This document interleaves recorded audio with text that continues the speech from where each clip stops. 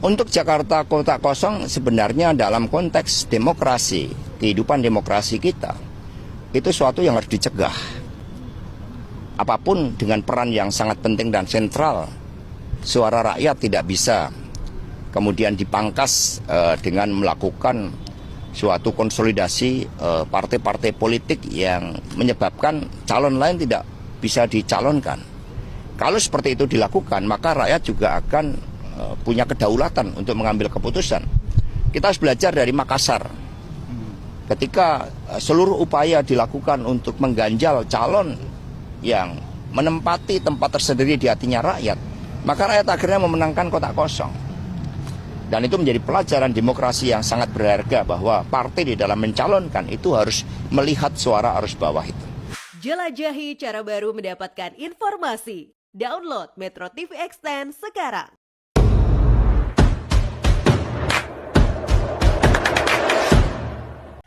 Selamat sore pemirsa Skala Rakyat yang saya cintai dan saya hormati. Kembali lagi bersama dengan saya Desnin dan Cak Toli.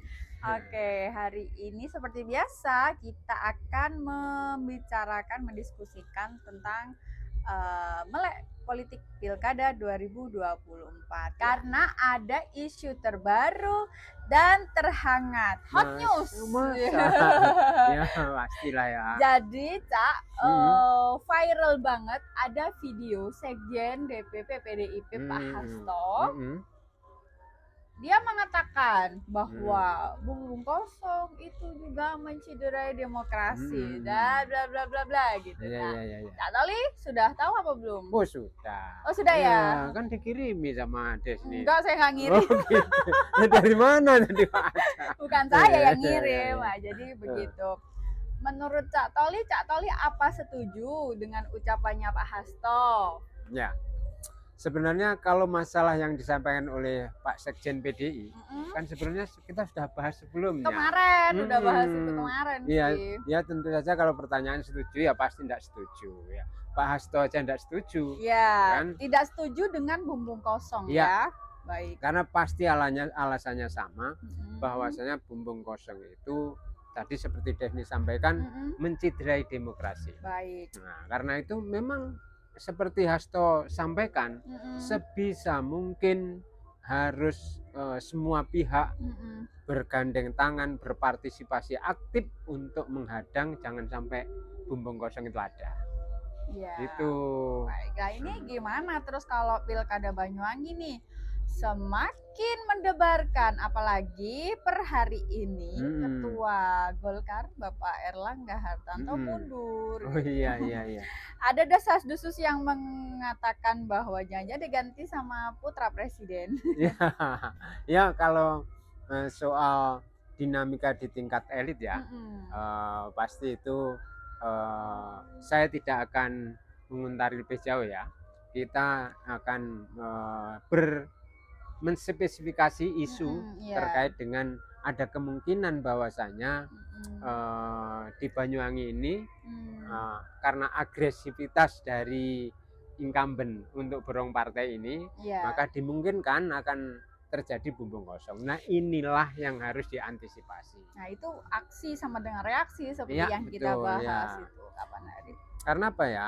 Dengan demikian seolah-olah rakyat berbangsa dan bernegara atau berdaerah, misalnya Kabupaten Banyuwangi, seolah-olah hanya ditentukan oleh satu orang.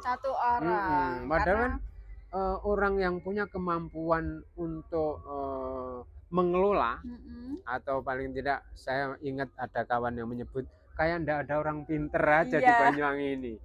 Hanya satu orang yang berkuasa. Betul. Makanya ini jangan sampai mengesankan bahwasanya tidak ada orang pinter selain beliau yang satu itu, yang satu itu, sehingga mendominasi hitam putihnya Banyuwangi. Baik. Dan kuncinya adalah agar itu tidak terjadi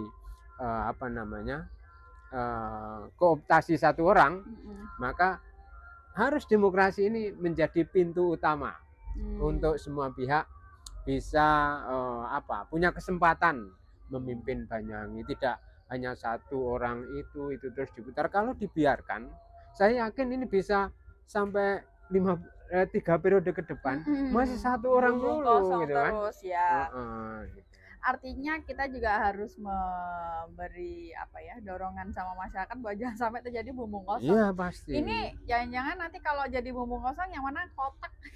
Ya, Gimana? ya itu makanya kita pernah bilang ya itu sungguh celaka hidup berbangsa dan bernegara. Kalau yang menang kotak, kalau sampai pemilu yang menang kotak gudang garam itu kan aneh. Baik, berarti ada kemungkinan head to head ya, bisa saja ya. Ya, soal head to head maupun lebih itu kan satu keniscayaan dalam berdemokrasi ya. Ya, itu kan kalau berdasarkan hasil survei ya. Iya. Pengeluaran surveinya Diska kemungkinan head to head karena tidak ada calon lain dan partai sudah habis diborong oleh sebelah. Ya. Tapi saya melihat ini mulai ada gelagat dari masyarakat untuk mulai muncul suara-suara yang tidak percaya, ya, tidak puas dengan itu satu inisiatif yang baik lah. Artinya orang sudah mulai berani bicara, mengemukakan pendapat, terus menyadari betapa pentingnya menyelamatkan Banyuwangi. Jangan sampai Banyuwangi menjadi satu peristiwa buruk sebagai kabupaten yang telah ambil bagian mencidrai demokrasi di Indonesia ini. Ya sebenarnya ini peristiwa luka di sililit kecil di Republik ini, tapi sililit kecilnya akan menyakitkan semua pihak. Benar-benar. Secara tidak langsung memang ini akan berpengaruh terhadap psikis rakyat. Iya. Jangan rakyat hanya dijadikan objek dibutuhkan saat pemilu. Mau pemilu disapa dan didekati ketika mau pemilu, tetapi ketika sudah selesai butuhnya maka diabaikan atau direken. Iya, terjadi pembiaran. Iya, saya pikir iyalah yang saya tetap melihat baru saja saya tadi juga ngobrol dengan kawan-kawan petani. Keluhan yang paling menyolok masih saja soal pupuk ya. Padahal ini kan sudah pemerintah kabupaten pimpinan dipimpin Bu Ibu ini kan ya sudah 5 tahun, bahkan Pak Anas 2 periode. Mestinya kan hal-hal seperti ini sudah tuntas. Ya, sama halnya pun saya kemarin juga ngobrol dengan teman nelayan yang di Muncar.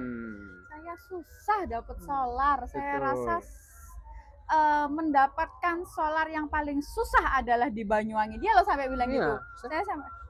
Saya juga ada, ya terlepas benar atau tidak. Ya, itu kan statement dia.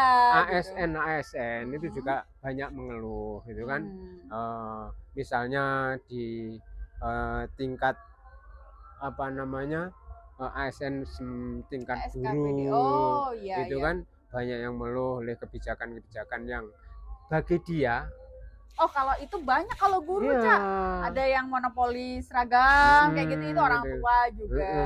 Banyak lah kalau hal-hal yang padahal kita ini dituntut untuk mulai menyadari betapa pentingnya pembaharuan model pendidikan yang sesuai dengan tuntutan zaman. Kalau pengelolaannya terus melulu seperti ini, ada kepala sekolah yang konon katanya jadi harus lobby ini dan itu untuk menduduki, bukan karena prestasi, tapi karena kebutuhan kepentingan. Ini kan akan mengganggu stabilitas prestasi pendidikan.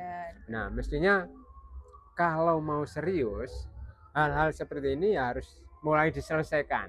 Nah, makanya kan kalau saya masih ingat begini, ada pameo mengatakan kekuasaan terlalu lama itu cenderung korup gitu. Oke, saya tandain. Siapa yang bilang? Ya, saya tidak ingat, tapi itu kata bijak yang selalu saya kenang. Gitu. Bisa diulangi? Kekuasaan yang terlalu lama, maka kekuasaan itu akan cenderung korup. Oke, saya hafalkan itu nanti. Yeah.